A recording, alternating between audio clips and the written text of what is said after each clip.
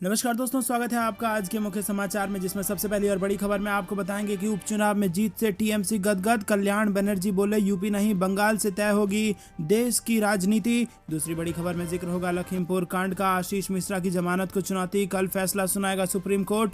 तीसरी बड़ी खबर में आपको बताएंगे कि उत्तर प्रदेश में मुस्लिम नेताओं की नाराजगी की चर्चाओं के बीच इफ्तार पार्टी में शामिल हुए अखिलेश यादव।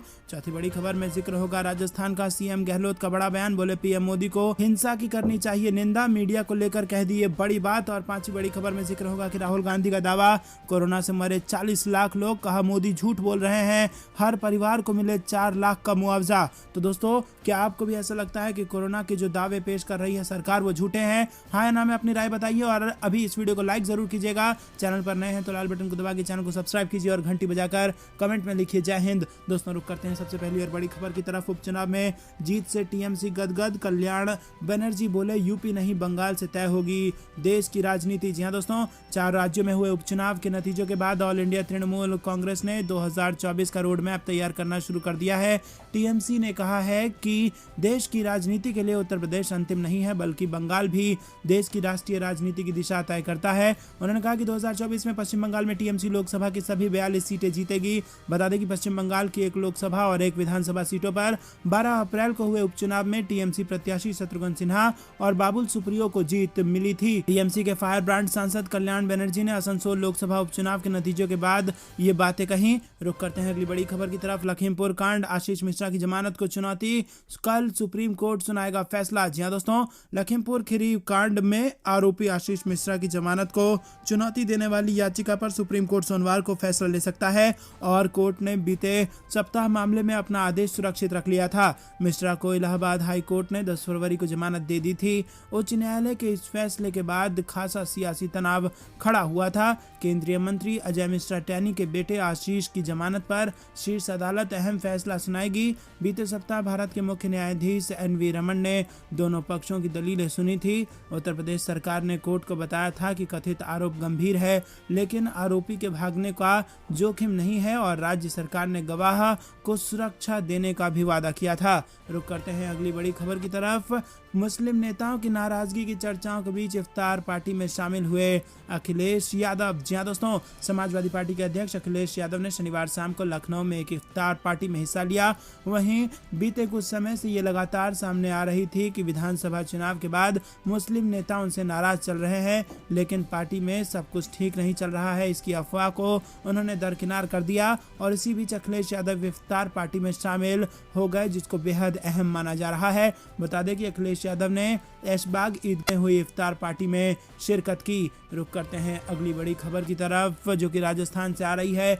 मुख्यमंत्री गहलोत बोले पीएम मोदी को हिंसा की करनी चाहिए निंदा, मीडिया को लेकर कह दी बड़ी बात। जी हां दोस्तों, मुख्यमंत्री अशोक गहलोत ने देश के माहौल को लेकर एक बार फिर चिंता जाहिर की और सीएम ने सोनिया गांधी के आर्टिकल का जिक्र करते हुए कहा कि उन्होंने जो लिखा है बिल्कुल सही दिशा में है। देश में जो माहौल बन रहा है उस पर प्रधानमंत्री को बोलना चाहिए। सीएम गहलोत ने कहा कि मैं ये कहना चाहूँगा कि मोदी जी को इसकी निंदा करनी चाहिए। देश में हिंसा के नाम पर क्या क्या हो रहा है, कपड़ों और खाने पीने पर भी हिंसा हो रही है, देश कहाँ जा रहा है ये चिंता का विषय है। उन्होंने मीडिया को चेताते हुए कहा कि मैं मीडिया वालों से भी ये कहना चाहूँगा कि आप अपनी भूमिका निभाने में पीछे नहीं रहें, वरना इतिहास उनको भी माफ़ नहीं करेगा। मीडिया की बहुत बड़ी भूमिका होती है। एनजीओ वाले मामले को लेकर बोल रहे हैं तो सरकार में बैठे लोग एनजीओ को दुश्मन ठहरा रहे हैं। रुक करते हैं अगली बड़ी खबर की तरफ। राहुल गांधी का दावा, कोरोना से मरे 40 लाख लोग, कहा मोदी बोल रहे हैं झूठ, हर परिवार को मिले 4 लाख रुपए का मुआवजा। जी हां दोस्तों,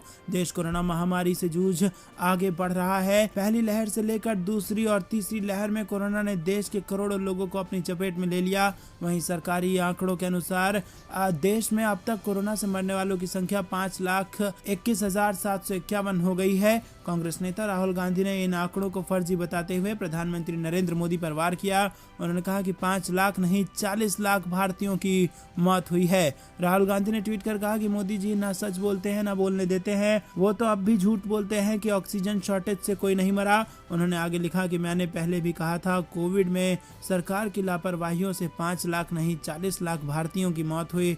राहुल गांधी ने ये नहीं बल्कि ये भी कहा कि मोदी जी अपना फर्ज निभाते हुए हर पीड़ित परिवार को 4 लाख रुपए का मुआवजा दें। तो दोस्तों, क्या आपको भी ऐसा लगता है कि 4 लाख का मुआवजा हर पीड़ित परिवार को देना चाहिए? अपनी राय हम तक पहुंचाइए। वीडियो लाइक नहीं किया तो जरूर कीजिए। रुक करते हैं अगली बड़ी खबर की तरफ। दिल्ली में फिर लॉकडाउन के आसार, कोरोना के सक्रिय मरीजों की संख्या 1200 के पार। जी हां दोस्तों, दिल्ली में कोरोना के मामले में बढ़ोतरी जारी है और शनिवार को 461 नए मरीज मिले हैं, जबकि 2 की मौत हो गई। 15 मार्च के बाद ये पहली बार है जब एक ही दिन में 2 लोगों की जान चली गई। वहीं राजधानी में 51 दिनों के बाद कोरोना के सक्रिय मरीजों की संख्या 1265 पर पहुंच गई है और इससे पहले 6 मार्च को 1261 सक्रिय मामले थे। राजधानी में कोरोना के सक्रिय मामलों में 11 अप्रैल से लगातार बढ़ोतरी हो रही है।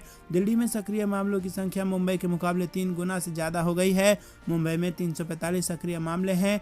मेट्रो शहरों में सर्वाधिक केस बेंगलुरु में 1363 दर्ज किए गए हैं। रुक करते हैं अगली बड़ी खबर की तरफ। दिल्ली दंगे को संजय राउत ने बताया प्रायोजित, कहा प्रधानमंत्री इस पर भी मन की बात। जी हां दोस्तों, देश की राजधानी दिल्ली के जहांगीरपुरी इलाके में हनुमान जयंती पर हुए दंगे को लेकर आरोप प्रत्यारोप का दौर शुरू हो गया है।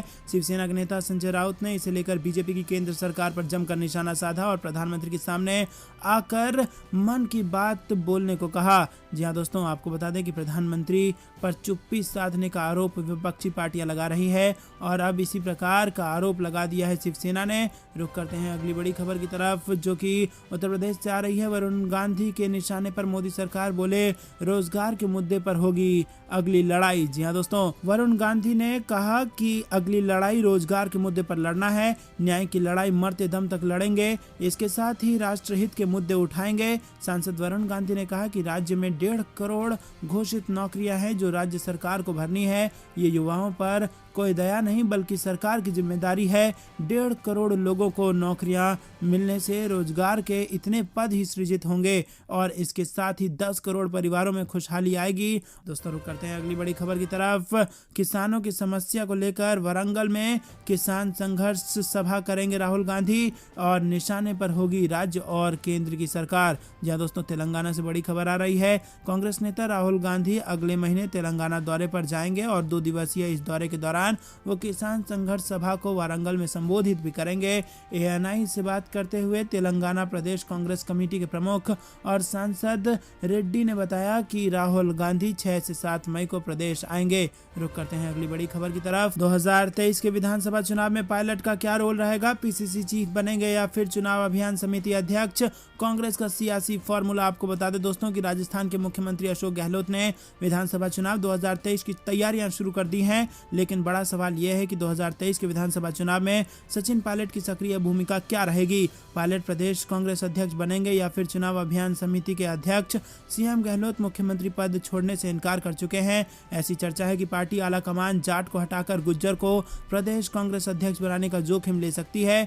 पायलट समर्थकों का कहना है कि पार्टी की मजबूती के लिए कुशल नेतृत्व की जरूरत है। इसे सचिन पायलट ही पूरा कर सकते हैं। पायलट में पार्टी के चलाने की क्षमता के अलावा वोटरों को प्रभावित करने का मादा है। पायलट का कद और रुतबा राजस्थान प्रदेश कांग्रेस अध्यक्ष के अनुरूप होगा। उल्लेखनीय है कि 5 राज्यों में करारी हार के बाद इन दिनों कांग्रेस में प्रदेश अध्यक्षों पर गाज गिर रही है। कांग्रेस आलाकमान ने बिहार, उड़ीसा, पंजाब, गोवा, मणिपुर और उत्तराखंड के प्रदेश कांग्रेस अध्यक्ष बदल दिए। रुक करते हैं अगली बड़ी खबर की तरफ। खैरागढ़ उपचुनाव में बम्पर जीत पर सीएम भूपेश बघेल बोले कांग्रेस पर जनता को भरोसा, खतरे में रमन का राजनीतिक भविष्य। जी हां दोस्तों, छत्तीसगढ़ के खैरागढ़ विधानसभा उपचुनाव में 20,000 से अधिक वोटों से जीत पर सीएम भूपेश बघेल ने मतदाताओं का आभार जताया।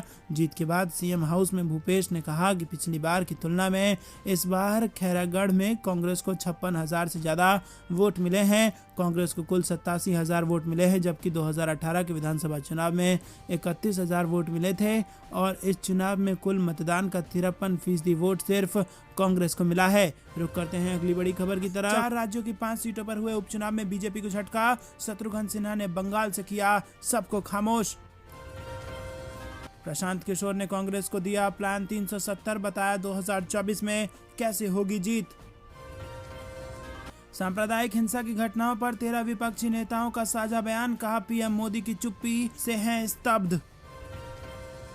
सीएम अशोक गहलोत का बीजेपी पर निशाना, विधायकों की खरीद फरोख्त का लगाया आरोप। शिवराज सरकार के तोड़फोड़ अभियान के खिलाफ हाईकोर्ट जाएगा मुस्लिम समुदाय, खरगोन हिंसा से बड़ी खबर। चौथी लहर की आशंका को लेकर स्वास्थ्य विभाग अलर्ट। अब सरकारी अस्पतालों में बिना मास्क प्रवेश नहीं। यूपी में कोरोना का फिर से कहर। यूपी में हर तरफ अराजकता, बुलडोजर से विपक्षियों को डरा रही है सरकार। अखिलेश यादव ने लगाया आरोप। हमारी सरकार ने पंजाब में 300 यूनिट बिजली देकर अपना वादा किया पूरा। अरविंद केजरीवाल का बड़ा बयान। तो दोस्तों ये थी दिन भर कुछ बेहतरीन और बड़ी खबरें। तक बने रहने के लिए बहुत बहुत धन्यवाद। देख रहे थे आपका अपना चैनल जय हिंद जय भारत।